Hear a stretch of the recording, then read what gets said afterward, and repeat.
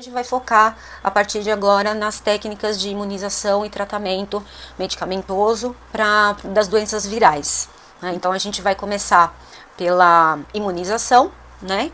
Que a gente vai ver que tem algumas formas de imunização ativa, passiva, e vamos conversar também sobre as vacinas, como elas são feitas, como elas são, quais as diferenças entre os tipos de vacina, tá ok? Então, vamos começar falando sobre as características gerais da imunidade, né? A gente tem uma imunidade ativa e uma imunidade passiva, né? A ativa, ela se divide em duas grandes partes, né? Adquirida naturalmente, quando a gente se expõe ao antígeno de forma natural. E essa exposição induz a formação de anticorpos. Dependendo do anticorpo, dependendo do antígeno, essa imunização adquirida de forma natural, ela pode ser permanente e durar a vida inteira ou não. Então, por exemplo, algumas doenças como o sarampo, a hepatite A, se você já teve a doença, você já adquiriu células de memória, então nunca mais você vai ter a doença. E a imunidade ativa adquirida artificialmente, que aí a gente fala sobre o uso das vacinas, né, que geralmente são partículas do antígeno atenuados, né, enfraquecidos, ou mortos, que são inoculados no indivíduo com a intenção de provocar, né, essa formação de anticorpos aqui. Então, de uma forma ou de outra, a intenção da imunização, seja ela natural ou artificial, ela é induzir a produção de células de memória. Certo? Os anticorpos, nas características, né, na indução da produção, né, de algumas vacinas, os anticorpos são recuperados por meio de procedimentos, né, laboratoriais, são injetados em outro indivíduo, e esses anticorpos que o outro indivíduo que recebeu o antígeno vai produzir, passa a imediatamente reconhecer os antígenos invasores. Então, de uma forma ativa ou de uma forma passiva, o organismo vai produzir os anticorpos e a próxima vez que esse indivíduo entrar em contato com o mesmo antígeno, o organismo já tem uma manifestação imediata, né, ou a neutralização por anticorpos de forma imediata. A imunização ativa, como definição, ela inclui a estimulação do sistema imunológico através da aplicação de um antígeno. A passiva, né, a grande diferença entre uma e outra é que o anticorpo pré-formado, ele é inoculado em um indivíduo que já foi exposto ou está prestes a ser exposto a um antígeno. Ou seja, existe uma metodologia de tratamento que se chama imunização terapêutica. Então, a pessoa que vai entrar em contato com aquele vírus, principalmente, sei lá, um profissional da saúde que vai entrar em contato com um vírus vivo, ela recebe esses anticorpos pré-formados, que é para não esperar o tempo para o corpo formar os anticorpos de forma natural, certo? Os princípios da elaboração das vacinas, eles vão variar de acordo com o agente etiológico causador da doença, né? Então, a ideia é que a gente consiga ser o mais específico possível e rastrear a forma com que o micro-organismo ele invade as células hospedeiras, né? E principalmente os vírus, que muitas vezes têm uma peculiaridade de serem silenciosos para o sistema imunológico até achar a sua célula-alvo. Então, a ideia é que se identifique essas partículas imunogênicas e, a partir daí, usando essas partículas, a gente consiga elaborar uma vacina bem específica e bem eficiente. Então, de uma maneira geral, essas partículas virais, né, elas são geralmente enfraquecidas, né, elas não são capazes de induzir a doença, porém, elas são partículas imunogênicas. Essa característica vai fazer com que o organismo crie anticorpos e esses anticorpos vão ficar lá circulando, sendo formados constantemente pelas células de memória que vão ser criadas aqui. Certo? Então, após a formação das células de memória, lembrando que são os linfócitos B, após a formação dessas células de memória, a partir do momento que o indivíduo entra em contato com o vírus vivo na natureza, ela já tem anticorpos para fazer a neutralização imediata. Tá? As fases de desenvolvimento da vacina, assim como acontece com o desenvolvimento de fármacos e outros produtos industrializados, ela envolve algumas fases, e essas fases, elas, dependendo do que nós estamos falando, demoram um determinado período de tempo. Então, a gente tem a fase exploratória ou laboratorial, que é onde a gente vai tentar identificar aquela partícula imunogênica, propriamente dita, e isolar ela, né, o máximo que for possível.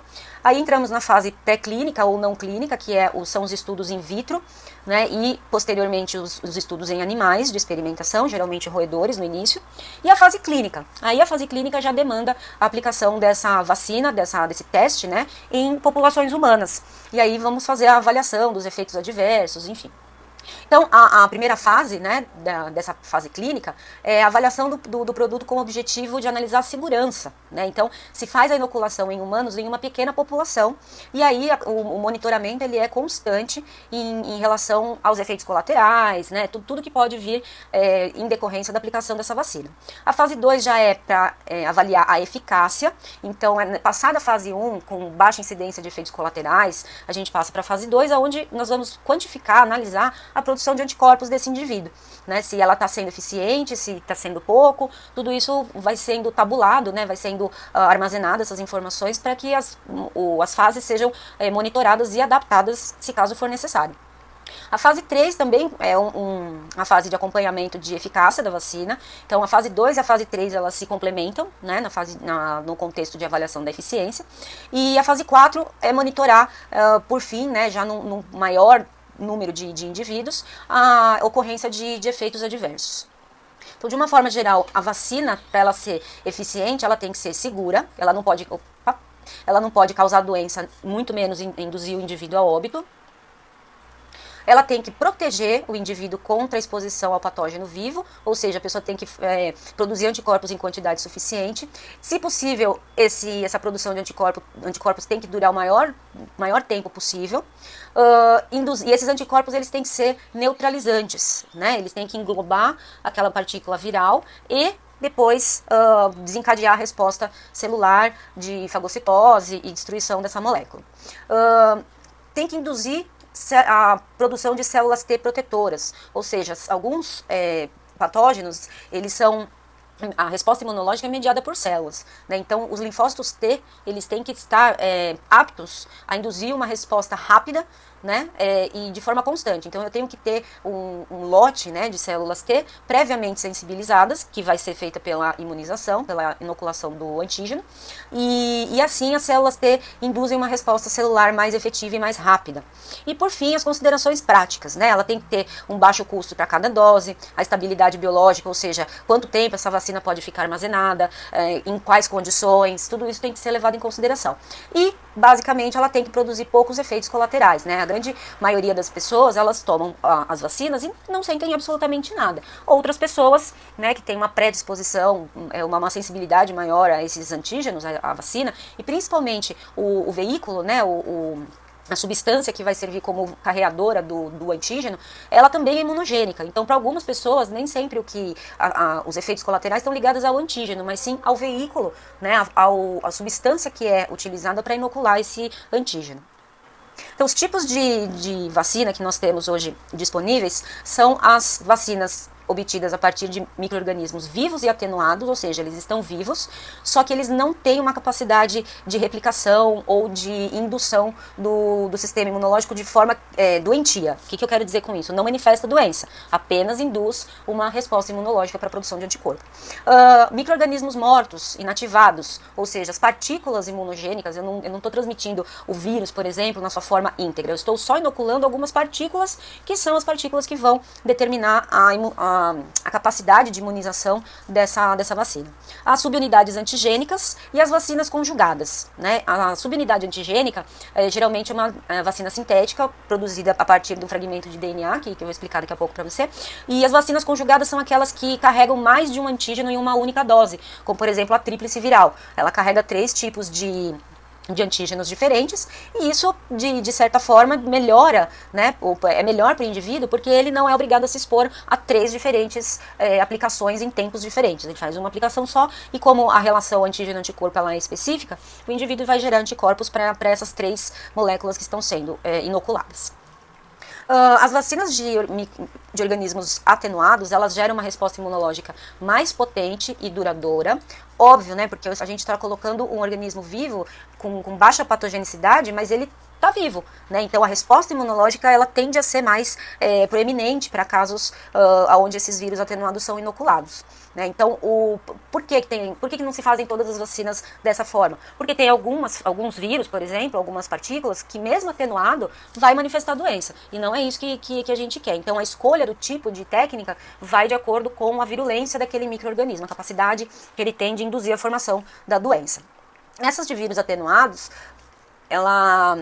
Os mecanismos de atenuação incluem modificação das condições de temperatura e cultivo do micro-organismo e em espécies diferentes da humana. Então, por exemplo, se o vírus precisa de uma temperatura semelhante à temperatura do nosso organismo, que gira em torno de 36, 35 graus, para atenuar esse vírus, a gente abaixa a temperatura ou eleva a temperatura. Isso vai provocar uma desnaturação das proteínas de membrana e muitas vezes são as proteínas de adsorção na célula hospedeira. Então, se o vírus não tem esse mecanismo de aderir na célula hospedeira, ele não vai infectar, não vai replicar, mas ele vai induzir, por conta das outras partículas, a resposta imunológica. Então, dos exemplos que a gente tem aqui é a BCG, né, que é utilizada para a prevenção da tuberculose. As vacinas de micro-organismos vivos e atenuados, inativados, elas apresentam uma segurança alta pela incapacidade de reversão da patogenicidade e transmissão da doença, podendo ser utilizadas em gestantes imunodeprimidos, ou seja, o vírus está inativado, ele vai só manifestar a resposta imunológica e o indivíduo, por exemplo, uma gestante, ela vai produzir esses anticorpos e esses anticorpos vão passar ou não via placentária, isso vai depender muito do tipo de vacina que ela está tomando. E os imunodeprimidos, aqueles indivíduos que estão com a imunidade afetada, idosos, as próprias gestantes, portadores de HIV, pessoas que têm alguma doença autoimune, tudo isso tem que ser levado em consideração na hora de fazer a aplicação da vacina de organismos inativados. Lembrando mais uma vez que tem que se observar também qual que é o veículo de administração dessa vacina e também a forma de produção, porque algumas vacinas são produzidas com base nas proteínas contidas no ovo e tem algumas pessoas que são alérgicas a essas proteínas, então elas não podem fazer uso desse tipo de vacina, certo? De uma forma generalizada, as diferenças aqui que a gente tem entre as vacinas atenuadas e as inativadas, elas estão relacionadas a esses fatos aqui, ó. Durabilidade da proteção, que a atenuada é maior do que a inativada, a indução de resposta humoral ou celular e humoral, né? A proteção rápida, ou seja, a indução da formação de anticorpos de forma rápida, que acontece na atenuada, já na inativada ela é um pouco mais lenta. E as atenuadas têm baixa incidência de reações adversas em relação às inativadas, que podem ter maior chance de reação adversa. O importante é que ambas vão induzir a imunidade humoral e nem todas, mas a grande maioria delas vão necessitar de uma dose de reforço, né? O que seria essa dose de reforço? Refazer a vacinação por um determinado período de tempo. Então, por exemplo, a vacina antitetânica, ela tem uma validade estimada aí de 10 anos. Então, a cada 10 anos tem que ser feita a dose de reforço para garantir que esses anticorpos antitetânicos estão em concentrações aceitáveis, caso a pessoa entre em contato com o antígeno. Né, mas depende muito do tipo de vírus, né, do tipo da vacina, se vai precisar de dose de reforço com um período menor de tempo, ou um tempo maior, tudo isso são variáveis inerentes ao tipo de vacina e ao tipo de micro-organismo que está sendo utilizado. As vacinas de unidades antigênicas, elas estão sendo um alvo importante das pesquisas, porque elas são voltadas para formar anticorpos contra toxinas formadas pelos micro-organismos, que muitas vezes são essas toxinas que são imunogênicas, né? Então a subunidade antigênica, ela leva um processo maior de elaboração do produto final, ela tem que ser feita de forma muito cuidadosa, aplicando técnicas de biologia molecular, por exemplo, porque elas consistem na inoculação de genes ou fragmentos que vão codificar antígenos, principalmente de forma a estimular o sistema imunológico para a formação de anticorpos. Agora, o que tem aqui de maior diferencial é a forma com que essas vacinas são produzidas, né? Elas são produzidas utilizando técnicas bem avançadas de biologia molecular, onde a gente precisa identificar em primeiro lugar qual é o fragmento genético que é imunogênico e isolar esse fragmento. Uma vez isolado esse fragmento, a gente parte para a construção de um plasmídio, né? O que seria um plasmídio? Quando a gente estuda microbiologia, a gente vê que as bactérias, elas possuem dois tipos diferentes de DNA, que um é o DNA que fica solto no citoplasma e o outro é um DNA circular, né? Que esse é chamado de plasmídio. Então, na biotecnologia, a gente costuma usar muito o plasmídio, porque a estrutura circular dele, a gente consegue mapear exatamente todos os fragmentos genéticos que tem naquela sequência.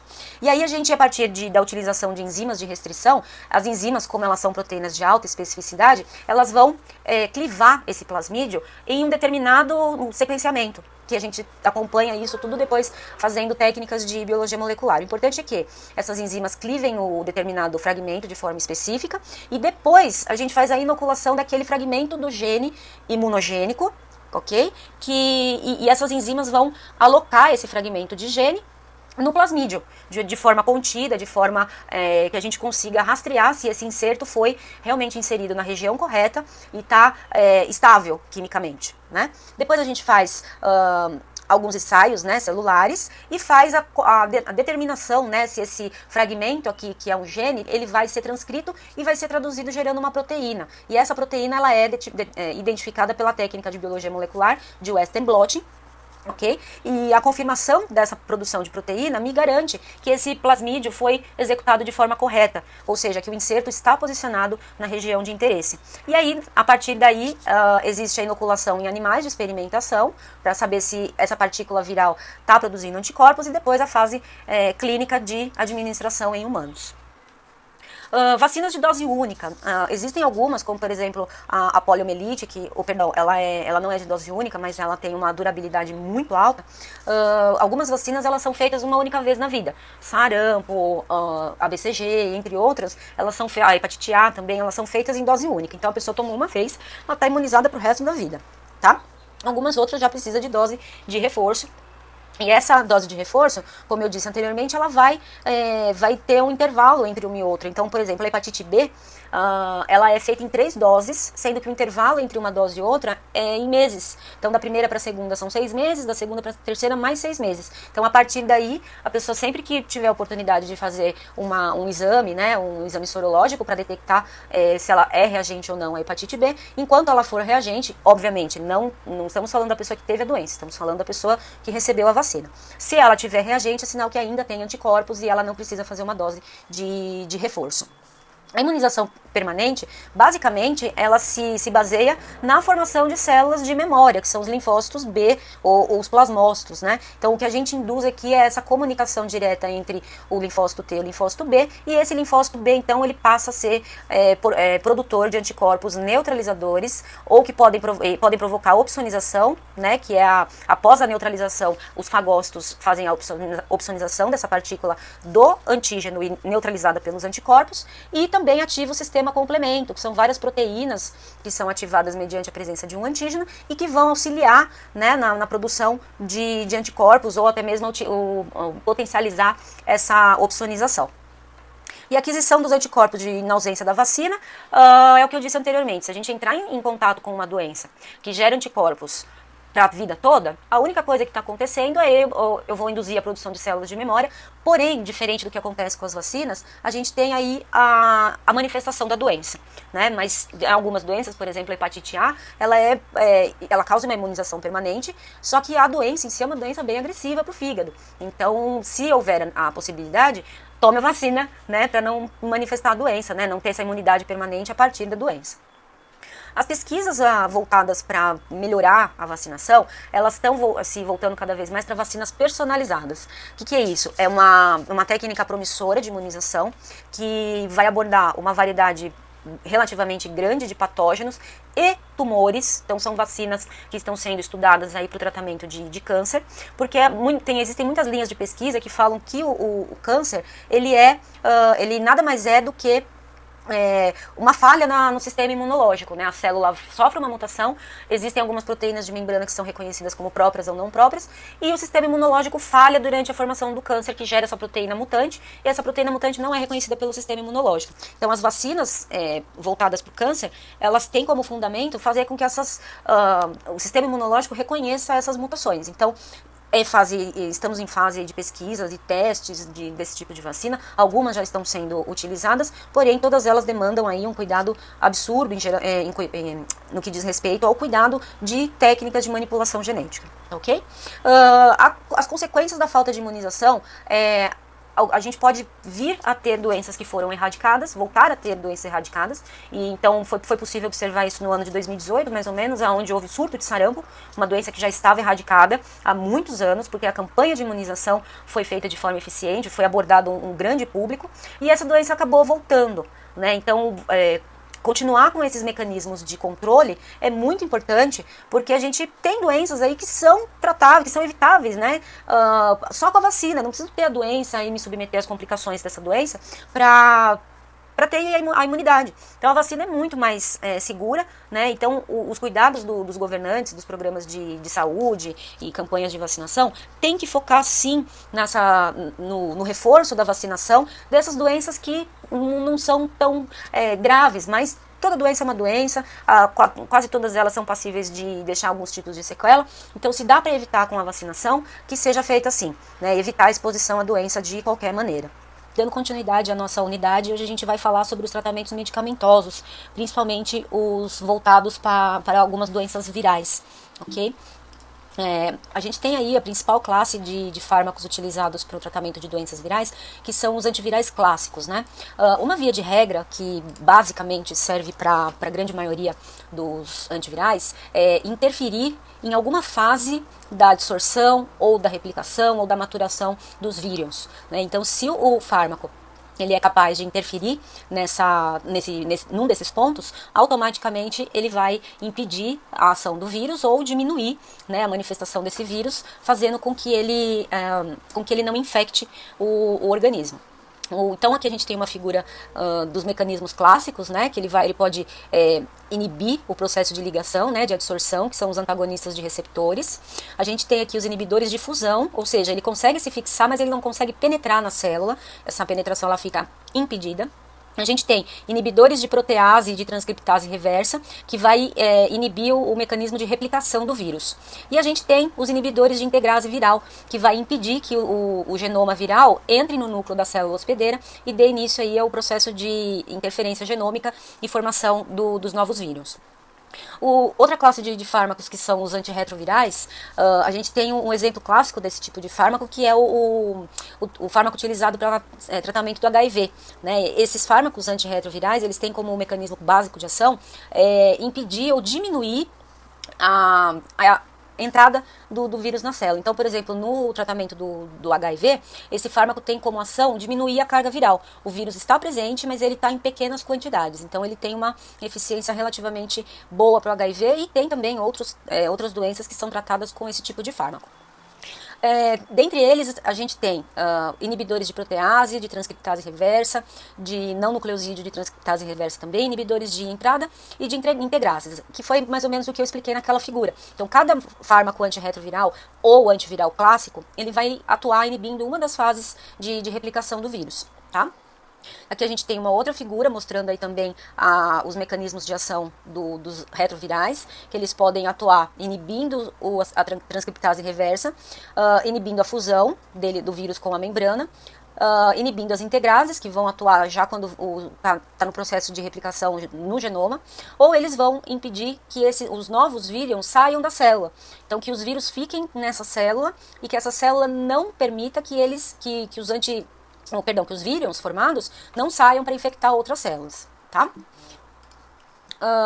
A gente tem também uma terapia combinada, né? Antirretrovirais, antivirais e antibióticos. Por que essa terapia combinada muitas vezes ela é extremamente bem sucedida? Porque quando a pessoa tem uma infecção viral, o mecanismo de ação do sistema imunológico, ele pode, em alguns casos, priorizar neutralizar o vírus.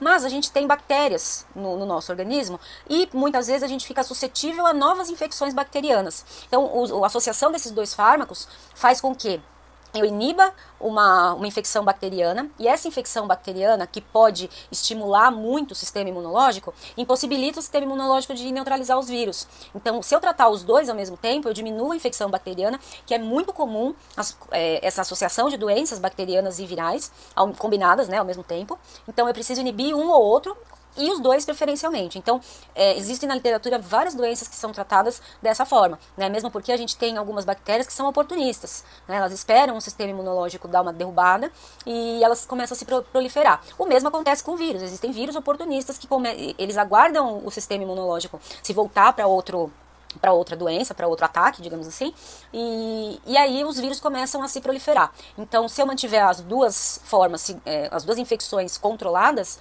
eu diminuo a incidência, né, da doença. O antibiótico, por via de regra, ele é um fármaco exclusivamente elaborado para tratar doenças bacterianas. Assim como os antivirais, os antibióticos eles vão interferir em alguma etapa da infecção da bactéria nos tecidos do corpo. Então, pode inibir a penetração pela membrana, enfim, são vários antibióticos que a gente tem disponível no mercado hoje e cada um deles tem uma ação diferente. Um mecanismo de ação no contexto de impedir que a bactéria infecte a célula. Então a gente tem os beta-lactâmicos, aminoglicosídeos, macrolídeos, cloramfenicol, as tetraciclinas e rifamicinas e as quinolonas, que são os antibióticos de quarta geração. Eles têm um espectro maior, eles pegam bactérias com maior resistência aos antibióticos clássicos, como a tetraciclina, por exemplo, e eles têm uma eficiência bem importante no conceito de segurar a infecção bacteriana. Então, como eu mencionei anteriormente, assim como acontece, né, com os vírus e tal, os antibióticos eles vão impedir também alguma etapa da replicação da bactéria. Tá? Alguns tratamentos que não são medicamentosos, eles vêm sendo utilizados para algumas pessoas em casos específicos, como por exemplo o tratamento com imunoglobulinas ou imunoterapia. Né? Esse tipo de tratamento nada mais é do que inocular anticorpos na pessoa que está manifestando a doença, e anticorpos obviamente específicos, anticorpos produzidos em outros indivíduos, que esses anticorpos são isolados, né, quimicamente. Então o anticorpo ele é oferecido para pessoas, por exemplo, que tem alguma doença que causa uma imunodeficiência, que pode ser congênita ou adquirida, ok? Um indivíduo que está em grande risco de exposição, por exemplo, a hepatite B, né, que é uma doença importante aí, principalmente para o tratamento dos profissionais da área de saúde, ou quando tiver já uma doença presente e que pode ser atenuada pelos anticorpos passivos, anticorpos inoculados, né? Quando a pessoa produz anticorpos, mas não em quantidade suficiente. Então, é possível fazer a inoculação de uma carga de anticorpos suficiente para reter, né, a replicação desses vírus, neutralizar esses vírus ou esses micro-organismos de forma geral. Das imunoglobulinas que a gente tem disponível no mercado hoje, a gente tem todas essas daqui, olha, antibotulínica, para o tratamento de infecção de citomegalovírus, que é uma doença importante, principalmente porque ela tem transmissão vertical, né, mãe e filho, e causa malformações no desenvolvimento do feto, hepatite B. As vias de administração elas podem ser diferenciadas, pode ser intramuscular, intravenosa, tem a antirrábica, tem a antitetânica. Então são várias imunoglobulinas, né, a imunoterapia, são vários disponíveis no mercado hoje e que auxiliam muito, principalmente nas pessoas que têm algum distúrbio imunológico, né, alguma doença autoimune ou congênita, como eu disse anteriormente. A imunoestimulação, ao contrário dos agentes imunossupressores, eles inibem né, a resposta imune. Então, por exemplo, a pessoa fez um transplante de órgãos, né? Quem é que vai ou não rejeitar esse órgão enxertado? É o sistema imunológico. Então, antes de uma pessoa fazer um transplante, e principalmente depois do transplante, ela é imunodeprimida. Toda a carga viral dela, toda a carga imunológica dela, ela é suprimida ao máximo, né? Então, como é que a gente pode proteger essa pessoa contra doenças causadas por micro-organismos? Com a imunoestimulação, né?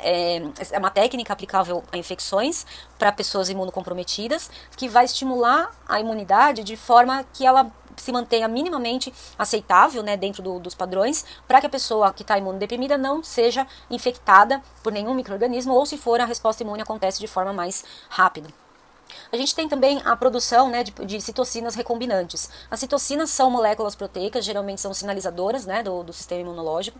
São produzidas, tem os intérferos, as interleucinas, né, que são proteínas que geralmente estão ligadas ao sistema complemento, mas também tem produção delas por células. E os intérferos, principalmente o alfa-beta e o gama, eles têm sido reconhecidos como uma atividade antiviral. Então, se a gente consegue isolar essas citocinas de forma específica, eles vão se ligar à parede da superfície celular e induzir a produção de algumas enzimas, proliferação celular, potencialização da atividade imune e aumento do número de fagócitos, principalmente de macrófagos. E estimula a produção, a proliferação de linfócito TCD8, que é citotóxico. Então, essas citocinas elas vêm sendo utilizadas com muita eficiência para aumenta a proteção do organismo sem a mediação direta de anticorpos, né? Então essas proteínas elas acabam protegendo as células e a pessoa exposta a um vírus, essa célula está protegida, está mais recoberta, então fica mais difícil do vírus penetrar nessa célula. A farmacoterapia sintomática, que aqui eu posso usar um exemplo clássico, né, do vírus influenza, o que tem de diferente? Eu não tenho um fármaco para tratar o vírus da influenza, ok? O vírus da influenza ele tem um período de latência, geralmente entre 4 ou 5 dias, e aí a pessoa começa a manifestar os sintomas da doença. Né, que são os sintomas clássicos, no caso da gripe, a dor no corpo, dor de cabeça, congestão do aparelho das vias aéreas altas, né, febre. Então, se eu não tenho como impedir a replicação do vírus, e o vírus da influenza ele tem uma curva de infecção relativamente curta, que dura de 7 a 12 dias, eu posso tratar os sintomas, né? Eu posso usar um antitérmico para febre, ou um antipirético, um analgésico, né, para melhorar as dores no corpo, dores de cabeça, um descongestionante nasal. Então, esse mecanismo, né, de farmacoterapia sintomática, ela se faz útil quando a gente não consegue impedir que o vírus infecte o organismo. Mas, uma vez infectado esse organismo, ele vai manifestar os sintomas da doença, e aí sim é que a gente opta por fazer a farmacoterapia sintomática, que isso, na pior das hipóteses, melhora a qualidade de vida do indivíduo durante a infecção. Eu usei aqui o exemplo do vírus influenza, mas essa terapia sintomática ela é utilizada para outras doenças, né, causadas por vírus, e sempre focada em minimizar os sintomas, que é para a pessoa ter uma resposta, conseguir se alimentar, conseguir se nutrir de forma adequada, para ajudar o sistema imunológico a agir contra essa infecção. Seja ela causada por qualquer micro-organismo, mas para os vírus é uma das mais importantes, visto que a gente não tem tanto antiviral assim para a grande diversidade de vírus que a gente tem contato e ainda está descobrindo. Hoje falando sobre os avanços tecnológicos, né, os desafios dos avanços tecnológicos no descobrimento de novas terapias para doenças virais, né? Então, a necessidade de criação dessas novas drogas, esses novos fármacos, tem sido muito incentivada e muito apoiada ao redor do mundo todo pelo aparecimento de novos vírus, né? A cada ano são descobertas novas partículas virais, novos micro-organismos, e a indústria farmacêutica, os pesquisadores se voltam para criar novos medicamentos e que esses medicamentos sejam cada vez mais específicos, né? Com o menor potencial de causar efeitos colaterais, visto que todo fármaco tem uma toxicidade relativa, e isso tudo tem que ser muito bem analisado antes de se distribuir, né, esse medicamento para a população. Então, uma das técnicas mais utilizadas para desenvolvimento de novos fármacos são as proteínas recombinantes, né? As proteínas que são derivadas da expressão de DNAs recombinantes, e que essas proteínas elas podem virar um mecanismo de defesa extra, né? São proteínas que podem neutralizar partículas virais, por exemplo, são proteínas que podem bloquear receptores de adsorção do vírus. Então, os tratamentos atualmente eles visam uma especificidade cada vez menor e também um nível de toxicidade cada vez menor, né? Então a gente tem aí uma vasta gama de novas proteínas que que já foram construídas e que estão sendo utilizadas, né? Cada uma com uma função, cada uma para um vírus específico, ok? Aqui tem mais alguns exemplos. Então a gente pode pensar que esse é um futuro promissor, né? Porque as técnicas de biologia molecular, de DNAs recombinantes, a construção de plasmídios para expressão de proteínas específicas, essa tecnologia já está muito avançada. Óbvio, né? Cada vez mais a gente tem desafios aí para enfrentar, mas já sabemos que é possível, e o desafio maior agora é fazer isso uma aplicação mais ampla e mais específica, né? Porque a gente tem os antivirais que são utilizados atualmente, né, como via de regra, eles têm algumas limitações, como a toxicidade, né? Eles são principalmente nefrotóxicos e hepatotóxicos. Então, tratar uma pessoa que tem um acometimento nos órgãos de metabolismo e eliminação farmacológica pode ser uma problemática importante.